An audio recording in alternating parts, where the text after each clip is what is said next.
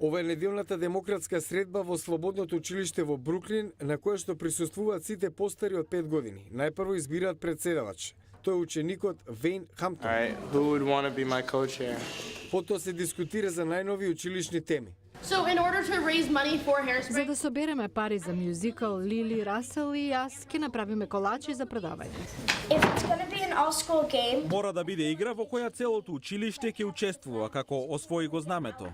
За предвозите се разговара и потоа се гласа, иако некои деца цртаат или читаат наместо да гласаат. Слободата е една од принципите во ваквите училишта.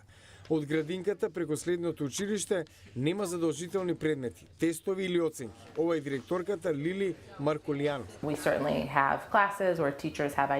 Секако дека имаме часови каде учителите имаат идеи, имаме структура и правила во нашето училиште, но филозофијата е учениците да имаат избор, да им се слушне гласот и да има флексибилност. По средбата некои од децата играат со лего коцки, тинеџерите играат видеоигри.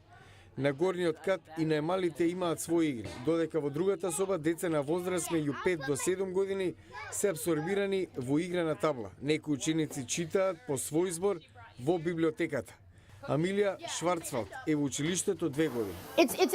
Интересно е зашто треба да се најдеш себе си, треба да сватиш кој си како личност. Ако сакаш нешто да правиш, треба да најдеш начин како тоа ќе го постигнеш.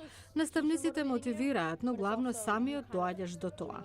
Скептиците го поставуваат прашањето колку децата на вистина учат без поставен план и наставна програма. Поборниците за ваквиот вид на настава признаваат дека не е ова училиште за секого, но велат дека овие училишта култивираат независно размислување и еднаква партиципација што и треба на демократијата.